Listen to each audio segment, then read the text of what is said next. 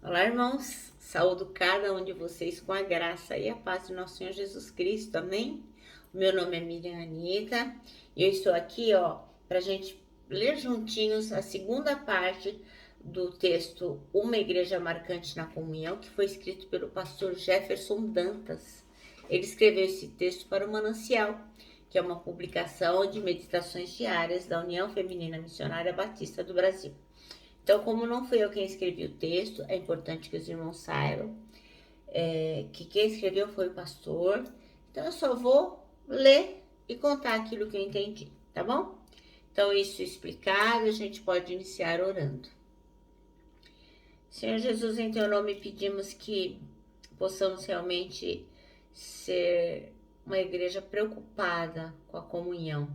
Que essa comunhão possa atingir não só as pessoas de dentro da igreja, mas o nosso amor possa se espalhar para as pessoas de fora dela. Ó Pai, fica conosco, ensina-nos a comungar como o Senhor gostaria que fizéssemos. Amém. Bem, irmãos, então o nosso texto bíblico de hoje está em Efésios 4, de 1 a 16. Efésios, foi escrito pelo apóstolo Paulo e ele está falando para a igreja de Éfeso sobre o fato de a igreja ser o corpo de Cristo. Então ele diz assim: por isso eu, que estou preso, porque sirvo o Senhor Jesus Cristo, peço a vocês que vivam de uma maneira que esteja de acordo com o que Deus quis quando chamou vocês. Sejam sempre humildes, bem educados, pacientes, suportando uns aos outros com amor. Façam tudo para conservar, por meio da paz que une vocês, a união que o Espírito dá. Há um só corpo e um só Espírito e uma só esperança para a qual Deus chamou vocês. Há um só Senhor, uma só fé e um só batismo. E há somente um Deus e Pai de todos, que é o Senhor de todos, que age por meio de todos e está em todos. Porém, cada um de nós recebeu um dom especial de acordo com o que Cristo deu, como dizem as Escrituras Sagradas. Quando ele subiu aos lugares mais altos, levou consigo muitos prisioneiros e deu dons às pessoas. O que quer dizer ele subiu? Quer dizer que ele também desceu até os lugares mais baixos da terra, isto é, ao mundo dos mortos. Assim, quem desceu é o mesmo que subiu. Assim, e acima e além dos céus, para encher todo o universo com a sua presença. Foi ele quem deu dons às pessoas. Ele escolheu alguns para serem apóstolos, outros para profetas, outros para evangelistas e ainda outros para pastores e mestres da igreja. Ele fez isso para preparar o povo de Deus para o serviço cristão, a fim de construir o corpo de Cristo. Desse modo, todos nós chegaremos a ser, na nossa fé e no nosso conhecimento do Filho de Deus. E assim, seremos pessoas maduras e alcançaremos a altura espiritual de Cristo. Então, não seremos mais como crianças arrastados como ondas e empurrados por qualquer vento de ensinamentos e de pessoas falsas. Essas pessoas inventam mentiras e por meio delas levam outros para caminhos errados. Pelo contrário, falando a verdade com espírito de amor, cresçamos em tudo até alcançarmos a altura espiritual de Cristo, que é a cabeça. É Ele quem faz com que o corpo todo fique bem ajustado e todas as partes fiquem ligadas entre si por meio da união em todas elas. E assim, cada parte funciona bem e o corpo todo cresce e se desenvolve por meio do amor. Amém? Maravilhosa descrição, né, irmãos, sobre esta comunhão. Bom, o pastor Jefferson Dantas, ele escolheu o versículo 3 para ser o versículo-chave, que diz assim: façam todo o esforço para conservar a unidade do Espírito pelo vínculo da paz. Então ele começa discorrendo sobre o que é comunhão, ou melhor, o que não é só, comunhão não é só estar juntos, né? Que às vezes a gente tá junto e tá sozinho, né? Tá no meio de uma multidão e não tem comunhão com ninguém. Então ele diz aqui que a comunhão é um vínculo de cooperação, como está em Filipenses 1:5. E diz assim lá, pela vossa cooperação no Evangelho, desde o princípio até agora. Isso, é assim. Pela vossa cooperação no Evangelho, desde o princípio até agora. É porque eu não li o versículo 3, que diz que Paulo dá graças pelo quê? Pela cooperação no Evangelho desde o princípio até agora. Então ele está dizendo o quê? Que além de estar junto, você tem que também cooperar. Então é um vínculo de cooperação, um ajudando o outro. Não adianta só ficar um do lado do outro, feito um pateta, vendo o outro precisando, necessitando de alguma coisa, e você com cara de paisagem, um cotô, um covô, cocossô. Não, isso não é cooperação. Então aqui o apóstolo Paulo está dizendo que em Filipenses que cooperação é também isso. É estar juntos e cooperando. Isso é comunhão, desculpa. Também é o símbolo da comunhão com Deus, como está lá em João, 1 João 1:3. E diz assim: o que vimos e ouvimos, isso vos anunciamos, para que também tenhais comunhão conosco, e a nossa comunhão é com o Pai e com seu Filho Jesus Cristo.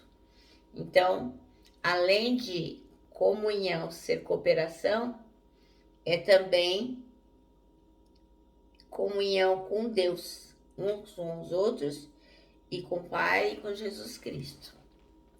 E também ele diz aqui que ela pode ser usada como maneira de confirmar que alguém anda na luz, como está em João 1:7. João diz assim,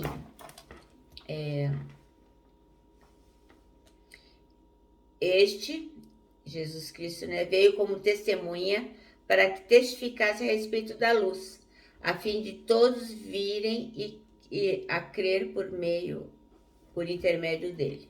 Então, vou repetir. Este veio como testemunha para que testificasse a respeito da luz, a fim de todos virem a crer por intermédio dele. A crer por intermédio de Jesus Cristo. Então, ele só recapitulando, comunhão não é só estar junto, mas é um vínculo de cooperação, de comunhão com Deus, e ela serve para confirmar que a gente anda na luz. Estar em comunhão é cooperar um com o outro, é buscar com o meu irmão crescer espiritualmente em minha comunhão com Deus. Então, obviamente, deixa de ser eu, mas passa a ser nós, né? Porque muitas vezes a gente se relaciona com o outro como se ele fosse uma necessidade. Então, é como se fosse um remédio para dor de dente, né? Então, o nosso irmão é o remédio e nós somos a dor de dente. Aí as duas pessoas se encontram. Aí você fala, que maravilha, é a comunhão. Mas não, parece que é o encontro perfeito, né? O remédio e a dor de dente. Que delícia. Aí eles se encontram, a dor de dente passa, e aí o que acontece? Não existe mais utilidade nessa relação. Então não pode ser assim. Comunhão é aquele desejo que você tem de servir o outro, independente de ele servir para você ou não. Então, esta relação tem que vir com o pronome nós, nunca eu. Por isso que quando a gente ora o Pai Nosso, o Pai é nosso, não é só meu. Então, porque nós temos um Pai, nós somos irmãos. E isso tem que ser absolutamente sincero, senão não tem nem razão de ser. Então, ele diz aqui que a gente tem que crescer espiritualmente e crescer na comunhão com Deus, e isso não se dá com alguns dias, isso se dá no cotidiano. Então não é de vez em quando que a gente tem que estar preocupado com a comunhão com Deus e e preocupado em crescer e fazer com que o irmão cresça, mas todos os dias. Então, lá no livro de Atos, como a gente já tem falado todos esses dias, tá bem dito nesse versículo aqui que a gente estudou não faz muito tempo. Todos os dias continuavam a reunir-se no pátio do templo, partiam o pão em suas casas e juntos participavam das refeições com alegria e sinceridade de coração. Uma igreja com mais de 3.000 membros não tinha como ter comunhão só uma vez por semana, né? 3.000 membros, vamos só lá no domingo à noite. Então, por isso que a comunhão era gerada através de um viver diário e abençoado, todos os dias, no templo e de casa em casa. Eles não deixavam de ensinar e proclamar que Jesus é o Cristo. Está lá em Atos 5:42, né?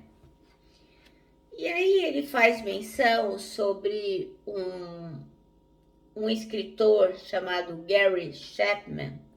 Ele agora tem 83 anos, ele é dos Estados Unidos e ele é pastor batista. Este escritor, ele é conselheiro matrimonial, esse pastor batista é um conselheiro matrimonial, e ele escreveu um livro que se chama 5 Linguagens do Amor.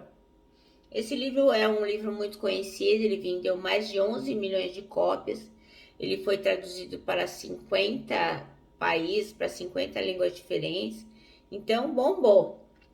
E aqui o pastor Jefferson Dantas faz referência a algumas coisas que o pastor Gary Chapman cita no livro dele. Então ele cita que comunhão é também tempo de qualidade e que existem 5 linguagens para o amor, que seria o toque físico, a palavra de afirmação, tempo de qualidade, atos de serviço e presentes. Eu acho assim que aqui ele só menciona mesmo no tempo de qualidade, porque a referência do livro é para conselhos matrimoniais. E aqui ele está fazendo uso, então, apenas da comunhão. Então, que comunhão é um tempo de qualidade. Então, ele está dizendo aqui que o tempo de qualidade é aquele dedicado ao outro com propriedade, quer dizer, com atenção, com dedicação. É o tempo de qualidade que a gente se dedica ao amigo, à família, ao irmão, a qualquer pessoa, que faz com que a pessoa perceba que as nossas intenções são as melhores e que ele passa a ser uma prioridade. Este tempo de qualidade, ele traz alegria tanto para quem recebe, como para quem dá. É muito bom receber atenção, carinho, solidariedade, mas é muito bom também dar, né? Então, como o pastor Jefferson diz aqui, ambos ficam felizes. A comunhão traz felicidade para a igreja e é por isso que a gente deve buscar. E ele sugere que a gente vive em comunhão todos os dias. Bem, eu creio que assim, nos dias atuais, não dá para ter esse mesmo privilégio que a igreja primitiva teve, né, de poder estar todos os dias juntos. A nossa vida é tão atribulada, mas eu acho que existem meios e meios de estarmos em comunhão uns com os outros. Então, por exemplo, nós temos a internet, temos telefone, temos como nos encontrar mais vezes na igreja, enfim, ver se o irmão está precisando de alguma coisa. Então, o importante é que a gente marque presença e que cada um dos irmãos saibam que podem contar conosco naquilo que for possível. E desta forma, cada um na sua especialidade, digamos assim, vai poder colaborar e o corpo de Cristo vai crescer. Porque, lembra, a igreja primitiva caiu nas graças do povo ao redor, porque eles viam aquela comunhão, aquela solidariedade, aquele amor, e todo mundo ficava, puxa vida, como deve ser legal ser cristão. E por isso muitas pessoas acabaram se convertendo. Então, muitas vezes, a gente fala muito de amor, mas vive muito pouco. A gente acaba assassinando o irmão por bobagens. Então, por exemplo, eu já vi pessoas que discordaram porque Uma é a favor do presidente da República e o outro é contra o presidente da República, e as pessoas esquecem que são irmãos e esquecem que a igreja, na sua comunhão, ela foi chamada para o ministério da reconciliação.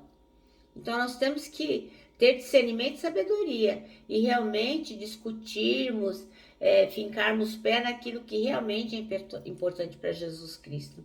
Não por questões pessoais, questões políticas, questões que não vão nos levar a nada e vão fazer com que a nossa comunhão enfraqueça e se quebre. Amém? Bom, o nosso manancial termina assim. A comunhão é cooperar com o outro, independente se o outro esteja a favor das coisas que nós acreditamos, né? Vivendo com o meu próximo em busca de uma vida espiritual rica e abençoada. É para isso que nós vivemos, para ter uma vida rica e abençoada que glorifica o nosso Deus. Amém? Eu me despeço aqui, ó, com o meu abraço fraternal, com o meu abraço diário de ursa. Lembrando que em 2021, ó, ninguém solta a mão de ninguém. E lógico, né, com a nossa palavra de ordem que é saudades.